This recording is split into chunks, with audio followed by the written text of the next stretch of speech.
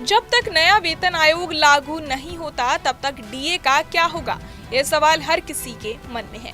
केंद्र सरकार ने 28 अक्टूबर को पीएम नरेंद्र मोदी की अध्यक्षता में हुई कैबिनेट बैठक में 8वें वेतन आयोग के टर्म्स ऑफ रेफरेंस को मंजूरी दे दी और 3 नवंबर को इसका नोटिफिकेशन भी जारी कर दिया। इसके साथ ही वेतन, पेंशन और भत्तों में बड़े बदलाव की प्रक्रिया शुरू हो चुकी है। लेकिन इसी बीच सबसे बड़ा सवाल ये उठ रहा है कि नए वेतन आयोग के लागू होने तक कर्मचारियों को मिलने वाला महंगाई भत्ता यानी डीए कैसे बढ़ेगा। क्या 1 जनवरी 2026 से डीए बढ़ना बंद हो जाएगा या पहले की तरह जारी रहेगा। इसको लेकर कर्मचारियों के बीच काफी चर्चा है। एक्सपर्ट्स का कहना है कि जब तक 8वां वेतन आयोग लागू नहीं हो जाता तब तक डीए की गणना वैसे ही होगी जैसे अभी होती है, यानी बेसिक पे के प्रतिशत के रूप में। इसे हर साल 2 बार जनवरी और जुलाई में महंगाई के आंकड़ों और आर्थिक हालात के आधार पर संशोधित किया जाता रहेगा, यानी नए वेतन आयोग के लागू होने तक डीए पहले की तरह ही बढ़ता रहेगा। जैसे ही 8वें वेतन आयोग की सिफारिशें लागू होंगी, मौजूदा डीए को बेसिक पे में जोड़ दिया जाएगा और एक नई वेतन संरचना तैयार होगी।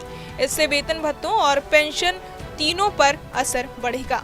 विशेषज्ञ बताते हैं कि अभी जो डीए बढ़ोतरी मिलती है वो कर्मचारियों को महंगाई के बीच तुरंत राहत देती है, लेकिन वास्तविक बड़ी बढ़ोतरी तब आती है जब नया वेतन आयोग लागू होता है और पूरा वेतन ढांचा बदल जाता है।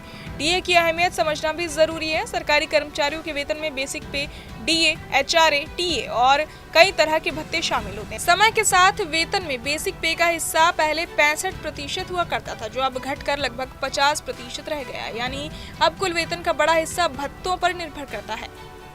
इनमें डीए सबसे अहम है क्योंकि ये सीधे सीधे महंगाई से निपटने में मदद करता है और कर्मचारियों की खरीदने की क्षमता को बनाए रखता है। जैसे जैसे महंगाई बढ़ती है, डीए में बढ़ोतरी करके सरकार कर्मचारियों को राहत देती है। जहां तक हालिया अपडेट की बात है तो दिवाली से ठीक पहले 1 अक्टूबर को कैबिनेट ने डीए में 3% की बढ़ोतरी की मंजूरी दी थी। ये बढ़ोतरी 7वें वेतन आयोग की सिफारिशों के आधार पर लागू की गई थी। इसी तरह अगले संशोधन भी तब तक पुराने फॉर्मूले से ही होते रहेंगे जब तक नया वेतन आयोग लागू नहीं हो जाता। इस पूरे बदलाव और डीए बढ़ोतरी का फायदा करीब 1.15 करोड़ लोगों को मिलेगा। इनमें लगभग 50 लाख केंद्रीय कर्मचारी शामिल हैं, जिनमें सेना और रक्षा सेवा के कर्मचारी भी आते हैं। इसके अलावा करीब 65 लाख पेंशन भोगी हैं, जिन्हें भी डीए और आने वाले वेतन ढांचे दोनों का लाभ मिलेगा। तो 8वें वेतन आयोग के आने से वेतन बढ़ने की उम्मीद तो है ही, लेकिन तब तक डीए ही वो हिस्सा रहेगा जो कर्मचारियों को महंगाई के दौर में राहत देता रहेगा।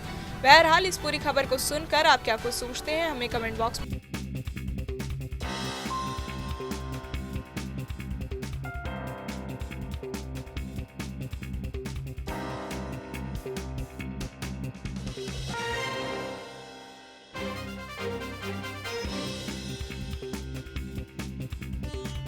जहाँ भक्ति है हर शब्द में, कथाओं में छुपे हैं दिव्य रहस्य और ज्योतिष देता है जीवन को दिशा। धर्म से जुड़ी हर बातों को जानने के लिए हमारे चैनल स्तुति को सब्सक्राइब करें। चैनल पर जाने के लिए इस लिंक पर क्लिक करें।